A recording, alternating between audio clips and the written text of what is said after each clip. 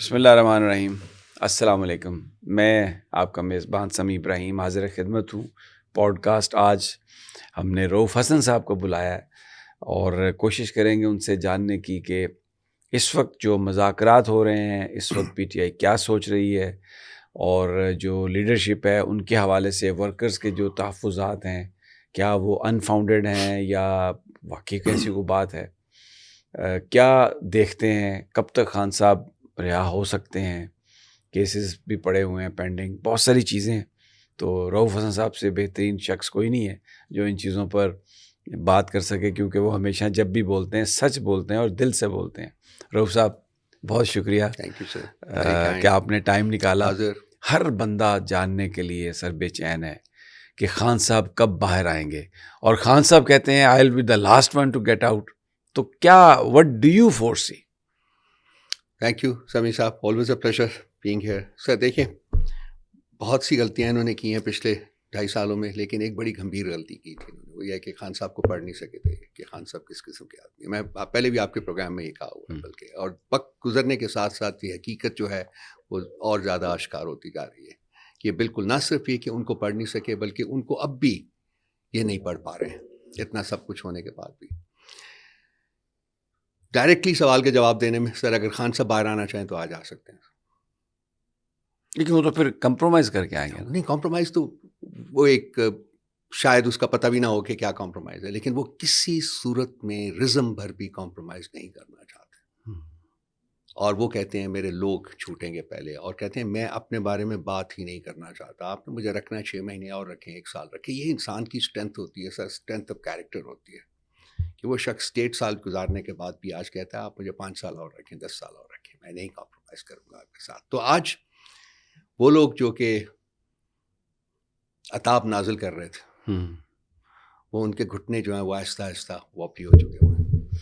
میں سن رہا تھا جو مذاکراتی کمیٹی ہے تحریک انصاف کی، سلمان اکرم راجہ صاحب کو، وہ کہہ رہے ہیں جی کہ ہم سے تو وہ کہتے ہیں کہ آپ ہمیں دیں ڈیمانڈ اپنی لکھ کر، ہم ان سے کہتے ہیں کہ آپ اپنی ڈیمانڈ لکھ کر دیں، تو حکومت کہتی ہے کہ ہماری کوئی ڈیمانڈ ہی نہیں ہے. تو اگر ایک فریق کی ڈیمانڈ ہی نہیں ہے تو پھر یہ مذاکرات کا کس بات پر ہو رہے ہیں اور کیا اس کا نتیجہ نکلے گا؟ یہ جو لوگ کہتے ہیں نا کہ ان کی کوئی ڈیمانڈ نہیں ہے، یہ احکامات ان کو صادر کیے گئے ہیں، یہ احکامات کو امپلیمنٹ کر رہے ہیں. ان کی حیثیت کوئی نہیں، ان کے پاس ہے ہی کچھ نہیں کہ یہ دیں یا ان سے کچھ مانگے جا کے انسان. تو یہ تو لازمی بات ہے کہ جو جس کے پاس طاقت ہے وہی انہی نے ان کو انسٹرکٹ کیا ہے کہ وہ بیٹھے.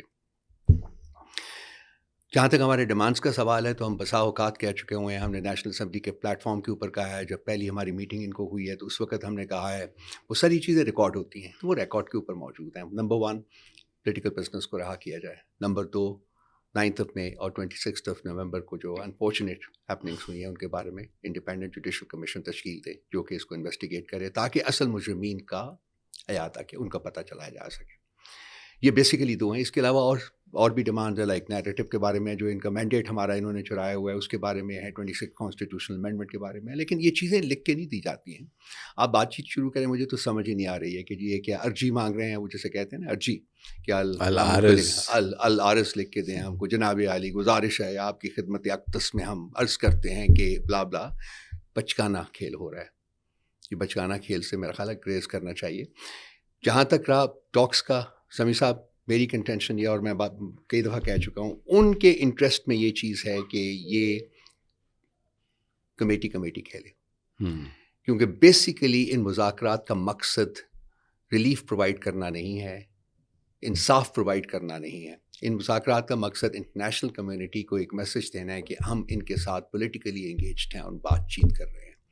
وہ اس چیز کو لمبا کرنا چاہیں گے، جتنا زیادہ لمبا کر سکے. ہمارے حق میں یہ چیز نہیں جاتی. ہمیں 15 جنوری کی پہلے ڈیڈ لائن تھی، اب مجھے بتایا گیا کہ انہوں نے 30 جنوری تک اس کو کر دیا ہے. میرا خیال ہے کہ 30 جنوری سے آگے کسی صورت میں یہ مذاکرات نہیں جاری رہنے چاہیے. جو بھی فیصلہ ہوگا اگر کرنا چاہیں تو اتنی وقت میں کر لیکن سکیں. ایک سوال پیدا ہوتا ہے جب پی ٹی آئی لیڈرشپ کو یہ ادراک ہے کہ یہ صرف انگیج کرنا چاہتے ہیں دنیا کو ایک گمراہ کرنے کے لیے اور اس میں سے نکلے گا کچھ نہیں. خان صاحب بھی کہتے ہیں کہ یہ صرف ایک گپ شپ ہے، تو کیوں پی ٹی آئی اس میں انگیج ہے؟ ایک بہت بڑی ایک परसेप्शन डेवलप हो गई थी कि जी हम पॉलिटिकल फोर्सेस से इंगेज क्यों नहीं कर रहे हैं, क्योंकि हमारी तो कंटेंशन यही थी कि हमने जिनके पास ताकत है, जो कुछ कर दे सकते हैं, उनके पास जो कुछ कर सकते हैं, उन्हीं के साथ इंगेज करेंगे तो वो एक प्रोडक्टिव चीज़ होगी।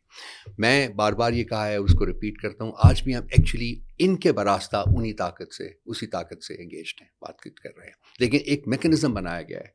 वो एक कॉन्स्टिट्यूशन की वो बातचीत होती है कि जी हम नहीं चाहते कि हम देखे जाएं, या कोई हम पॉलिटिकल रोल जो है वो प्ले करते हुए देखे जाए, हम ये रोल नहीं प्ले करना चाह रहे। सो एक प्लेटफॉर्म क्रिएट किया गया है, उसको आप प्राइम मिनिस्टर का प्लेटफॉर्म कह लीजिए या आप स्पीकर ऑफ नेशनल असेंबली का प्लेटफॉर्म कर लीजिएगा, लेकिन बातचीत जो है वो एक्चुअली उन्होंने ही फैसले करने हैं।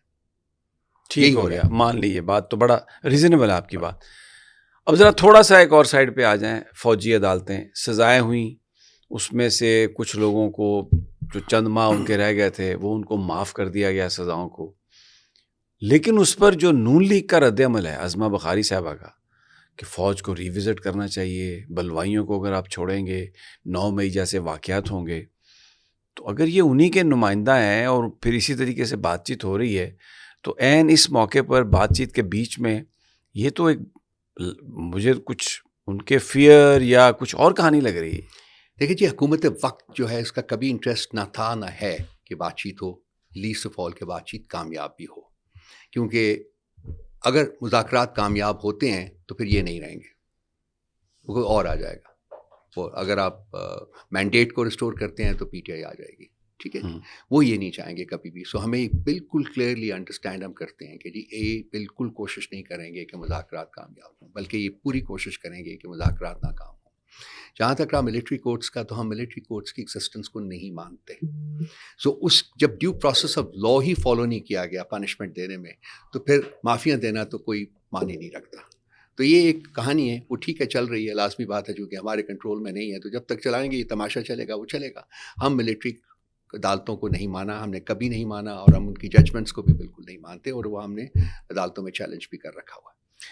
अब एक और फैक्टर जो पाकिस्तान की पॉलिटिक्स में पिछले 1 महीने से तो बड़ा उबल रहा है, रिचर्ड ग्रेनल। उनके ट्वीट्स ने तो जो आग लगाई है, ऐसा लग रहा था कि शायद वो एक पाकिस्तानी, हमसे ज़्यादा इन्फॉर्मेशन उनको होती थी। आप समझते हैं कि ये जो ट्रंप फिनोमेना है, पीटीआई उसकी तरफ देख रही है और कोई उसका वाक़यातन पाकिस्तान में कोई बेनिफिट इनको हासिल होगा? सभी सब देखिए, एज अ पॉलिटिकल पार्टी, एक सियासी जमात की हैसियत से हमें बिल्कुल कोई, हम ना कोई उस तरफ हमने नज़रें रखी हुई हैं, ना हम वहाँ से कोई उम्मीद लगा के बैठे हुए हैं। हमारी इंटेंशन ये है, और हमारी as a political party struggle भी यही है कि जी हमने अपने मसाइल को इसी मुल्क के अंदर रह के हल करना है, मुल्क के आइन और कानून के मुताबिक। अनफॉर्चुनेटली ना आइन रहा है ना कानून रहा है, ये एक और कहानी है, एक और दास्तान है। वो हम बयान करने लगें तो उसका कोई नुक्ताए आखिरत नहीं मिलेगा आपको, वो चलती जाएगी। लेकिन जो भी है, जैसा भी है, इसी आइन और इसी कानून के तकाज़ों को मद्देनज़र रखते हुए हमने आगे बढ़ने की कोशिश करनी है। जहाँ तक रहा Richard canal and so many other people, by the way, वो सिर्फ रिचर्ड कैनल तक नहीं है। ये जो मिलिट्री कोर्ट्स है, इसके ऊपर आप वाइट हाउस की स्टेटमेंट आई है, EU की स्टेटमेंट आई है, UK की स्टेटमेंट आई है, बहुत सी स्ट्रॉन्ग स्टेटमेंट्स आई हैं। जहाँ तक बातचीत के आगे बढ़ने का सवाल है, तो रिचर्ड कैनल का सवाल है, वो एक इंटेंट जो है उसको ज़ाहिर करता है, एक इंटरेस्ट और इंटेंट को ज़ाहिर करता है। अब 20 जनवरी के बाद क्या वो इस इंटरेस्ट और इंटेंट को ट्रांसलेट कर सकते हैं into some kind of action? ये आप भी हैं, आप भी देखेंगे, हम भी देखेंगे बेसिकली। लेकिन जिस लेवल ऑफ इंटरेस्ट का इजहार किया गया है, जो इंटरेस्ट उन्होंने हमारे वहाँ जो इंटरनेशनल चैप्टर है हमारा, उसके साथ उन्होंने एंगेज करके किया है, उससे लगता तो यही है। मैं एक पॉलिटिकल एनालिस्ट की हैसियत से बात कर सकता हूँ कि शायद कुछ ना कुछ वो ज़रूर करने की कोशिश करें। अब वो क्या करने की कोशिश करते हैं, क्या कर सकते हैं, क्या नहीं कर सकते, ये वक्त बताएगा। मेरा ख्याल है कि उसके ऊपर कंजेक्चर करना या प्रोजेक्शन करना मुनासिब नहीं होगा। लेकिन ये लोग जो हैं, ये डेफिनेटली ये बहुत खौफज़दा हैं, और मेरा ख्याल है कि ये जो मुज़ाकरात हो रहे हैं, इनका आगाज़ भी, उसमें एक सबसे बड़ा फैक्टर जो था वो यही इंटरनेशनल जो प्रेशर है वही था। अच्छा, ये मुज़ाकरात की बात है, सब कुछ है। इससे पहले इमरान खान साहब ने महमूद खान अजकज़ई को यह टास्क दिया था कि आप मुज़ाकरात कर सकते हैं। कोई बहुत ज़्यादा पेशरफ़्त नहीं हुई उस वक्त। अब जो अमल है उसमें महमूद खान अजकज़ई के साथ कोई कंसल्टेशन नहीं है। بہت سارے لوگوں کا خیال ہے کہ اگر اپوزیشن جوائنٹلی ایک کمیٹی بناتی جس میں ابھی 7 ممبر ہیں، حامد رضا اور راجہ ناصر عباس کے علاوہ اگر محمود خان اچکزئی ان کی جماعت یا ایون مولانا فضل الرحمان کی جماعت سے بھی کوئی بندہ ہوتا تو شاید یہ زیادہ اس پہ امپیکٹ اس کا ہوتا اور زیادہ سنجیدگی اس کو دیکھا جاتا. You agree with this? آپ کی بات میں بڑا وزن ہے، سارا کچھ ہے، لیکن اب خان صاحب نے یہ کمیٹی بنائی ہے. میرا خیال ہے کہ اگر بات چیت آگے بڑھتی ہے، چلتی ہے، پروڈکٹیولی آگے بڑھتی ہے، تو میرا خیال ہے کہ اس بات کو بھی کنسیڈر کیا جا سکتا ہے کہ آپ اس کمیٹی کو ایون مور ریپرزینٹیو بنا دیجیے. کم از کم اس پلیٹ فارم کو انکلوڈ کر لیں جو کہ پلیٹ فارم آپریشنل ہے. ہمارے محمود خان اچکزئی صاحب اس کے چیئرپرسن. مستقل یہ خبریں فیڈ کی جا رہی ہیں ذرائع سے، نامعلوم ذرائع سے، کہ ٹریک ٹو ڈپلومیسی بھی ہو رہی ہے، پیچھے بھی کوئی گفتگو چل رہی ہے کوئی ایسی بات؟ سر یہ تو ایک پلیٹ فارم، جیسا کہ میں نے کہا ہے نا کہ یہ تو اس کو ایک شکل دینے کی کوشش کی گئی ہے نا.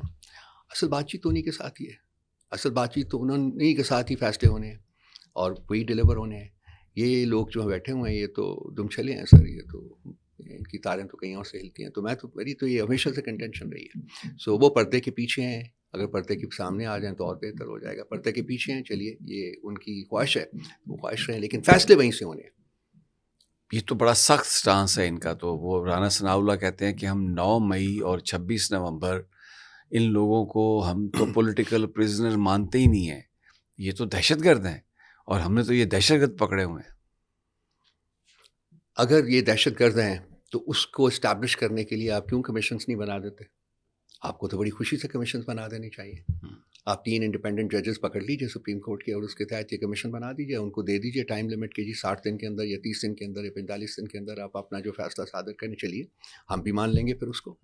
اس وقت تو ہمارے لیے ان کی یہ کنٹینشن ماننا بالکل پاسبل نہیں ہے، کیونکہ کسی ایک بندے یا 10 بندوں کے کہنے سے یا ملٹری کورٹس میں ٹرائلز جو ہیں جو کہ نان ٹرانسپیرنٹ ہوتے ہیں، جس کا کہ مطلب کوئی ڈیفینس بھی نہیں ہوتا اس وقت جو الیجڈ ملزم ہوتا ہے اس کے پاس، تو وہ ماننا تو ہمارے لیے کسی بھی ذی ہوش آدمی کے لیے پاسبل نہیں ہے.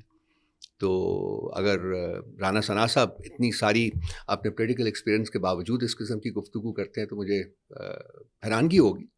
اور کوئی کرے تو شاید ٹھیک ہے، لیکن میرا خیال ان کے لیے ایسی گفتگو نہیں کرنی چاہیے. یہ قانون میں ہے کہ سپریم کورٹ اور ہائی کورٹ اوور سائٹ کرتے ہیں، فوجی عدالتوں کی سزائیں وہاں پر چیلنج ہوتی ہیں. لیکن جو وقت گزرتا جا رہا ہے، 26ویں آئینی ترمیم کے بعد جو ججز کو کورٹس میں بھرتی کرنے کا جو پروگرام ہے اس کی تاریخیں بھی نزدیک آ رہی ہیں، اور لگ ایسا رہا ہے کہ یہ اگلے 1-2 ہفتوں میں جو حکومت جن ججز کو لانا چاہتی ہے، جن لوگوں کو جج بنا کے وہ لے آئے گی، تو پھر اس کے بعد ان عدالتوں کی جو افادیت ہے یا یہاں سے انصاف ملنے کی پی ٹی آئی کو اگر توقع ہے تو وہ بھی ختم ہو جائے گی. تو اس میں ٹائم فیکٹر ایک بہت اہم چیز ہے. تو آپ نے اس سے پہلے کہا کہ یہ 15 جنوری سے 30 جنوری تک، تو پھر ایسا نہیں لگ رہا کہ گورنمنٹ کو جو چاہیے کہ ٹائم بائی کرے اور پی ٹی آئی کو اور کسی ایڈونچر سے باز رکھے، اس میں وہ کامیاب ہوتے ہوئے نظر آ رہے ہیں؟ ان کا مقصد یہی ہے جی. میں ایک صرف جو آپ نے فرمایا کہ وہ بزنس کے بارے میں کہ جی وہ تو، اب ایشو یہ ہے کہ سزائیں تو ان کو ہوئی ہیں، معاف بھی کر دیے ہیں، لیکن تقریباً 1.5-2 سال سے وہ ان کی قید میں تھے. اور ان میں سے جو لوگ باہر آئے ہیں ذرا ان کو جا کے آپ مل لیجیے، ان کا حال دیکھیے. وہ تو ہم نے دیکھا ہے سوشل میڈیا پر نعرے لگ رہے ہیں، ان کا استقبال ہو رہا ہے، وہ ان تو کی پکے زیادہ پی ٹی آئی کے بن کے آئے ہیں. فزیکل اور ذہنی حالت دیکھ لیجیے کہ ان کی کیا ہے سر، کہ وہ کس عذاب سے گزرے ہوئے ہیں سر. تو سزا تو وہ کاٹ چکے ہوئے ہیں، بلکہ سزا سے 10 گنا 20 گنا 50 گنا زیادہ وہ سزا کاٹ چکے ہوئے ہیں سر. دوسری بات ہے کہ ان کو کوئی ڈیفینس نہیں ہے ان کا. ہمیں تو یہ بھی نہیں پتا کہ وہ کہاں تھے کہاں نہیں تھے، ملنے تک کی اجازت نہیں تھی. تو یہ تو جب سویلین عدالتوں میں تو ایسا نہیں ہوتا. سویلین عدالتوں میں تو ایک جسٹس سسٹم ہے، وہ کارگر ہوتا ہے، ایک قانون کا نظام ہوتا ہے. تھوڑا بہت جو بھی ہو، اس ملک میں بہت ڈیمیج ہو چکا ہوا ہے بہت زیادہ، لیکن اس کے باوجود کچھ نہ کچھ تو موجود ہوتا ہے. میں بھی رہا ہوں ریسنٹلی، مجھے نظر آتا تھا کہ وہ پامال کر رہے ہیں حقوق میرے، لیکن پھر بھی تھوڑا بہت جو بھی تھا وہ موجود تھا. تو یہ بیچارے اپنی سزا تو کاٹ چکے ہوئے ہیں، تو ان کی معافی تو میٹر ہی نہیں کرتی. جن کو معاف کیا ان کے 3 مہینے رہتے ہیں. 2 سال کی سزا ہے نا ان کو، تو اس میں سے 3 مہینے یا 4 مہینے رہتے ہیں ان کے، جس کو انہوں نے کہا ہے. آپ کی بات بالکل ٹھیک ہے. میں نے پہلے بھی کہا ہے کہ جی یہ ان کو سوٹ کرتا ہے کہ یہ معاملہ جو ہے لٹکایا جائے. ہمیں سوٹ نہیں کرتا یہ کہ معاملہ لٹکایا جائے. اب دیکھنا پڑے گا کہ ہماری نیگوسیٹنگ ٹیم جو ہے وہ کیا پروسیس استعمال کرتی ہے, کس طریقے سے ان کو باور کروانے کی کوشش کرتی ہے کہ دیکھیے بھائی یہ کمیٹی نہیں کھیلنا, اس طریقے سے بات آگے نہیں بڑھنی. سو اس حساب سے اگر انہوں نے ان پرنسپل ایگری کیا ہے کہ ہم نے ریٹن اپنے ڈیمانڈس دینے ہیں تو پھر انہیں گزرے کال کو دے دینے چاہیے تھے, وہ لازمی دے دینے چاہیے تھے. لیکن مجھے نہیں سمجھ آئی کہ نہیں دیا, کیونکہ مجھے ابھی ڈائریکٹلی بریف نہیں ملا. آج شام کو پتہ چلے گا کہ کیا ہوا, کیا اس کے محرکات کیا تھے کہ انہوں نے نہیں دی وہ. سو اگر تو دینے ہیں تو پھر کل دے دینے چاہیے تھے, وہ پھر ہم نے وقت ضائع کیا, نہیں کرنا چاہیے تھا. اچھا, یہ تو آپ کو بھی سمجھ آ رہی ہے کہ ڈیلینگ ٹیکٹکس ہو سکتے ہیں, مذاکرات ناکام بھی ہو سکتے ہیں, تو اس کے ساتھ ساتھ جو آپ کی اسٹریٹجی ہے پھر وہ کیا ہو سکتی ہے؟ اگر احتجاج کیا ہے تو اس کے لیے بھی آپ اپنے آپ کو تیار کر رہے ہیں اس منظر نامے میں. My question is what PTI will do, what choices will you have at that time? سیاسی جماعت کی حیثیت سے ہمارے پاس چوائسیز ہیں کیا سر, کہ ہم پارلیمنٹ کے اندر اپنا ایک رول پلے کریں, احتجاج کریں, ہم قانونی محاذ کے اوپر اپنا احتجاج کریں, اپنے کیسز فائٹ کریں, ہم جو یہ الیکشن ٹرائیبیونلز بنے ہوئے ہیں وہاں جا کے اپنے آپ کو ریپرزینٹ کریں, اور اس کے بعد آئین اور قانون کے تقاضوں کے مطابق ہم ایک پرامن احتجاج جو ہے وہ. تو اس کا مطلب ہے آپ اس پر اون پر بلیو نہیں کرتے, کیونکہ آپ نے اس کو چوائس نہیں بتایا. سر وہ تو او کا مطلب انہوں نے ایکسپلین کرنے کی کوشش کی تھی. جناب وزیر اعظم صاحب جو نام کے صرف وزیر اعظم ہیں, وہ اب او کا تو مسئلہ یہاں نہیں ہے, یہاں تو لوگ بڑے پیشنیٹ ہیں سر, تو وہ او آ کر دیں گے, وہ جب کریں گے تو پھر وہ کچھ اور. آپ کا مطلب ہے کہ آپ او نہیں کریں گے, آپ آ کر سکتے ہیں, بڑا احتجاج ہو سکتا ہے. رؤف حسن صاحب بہت شکریہ, thank you very much for being with us. Thank you very much. مہربانی سر.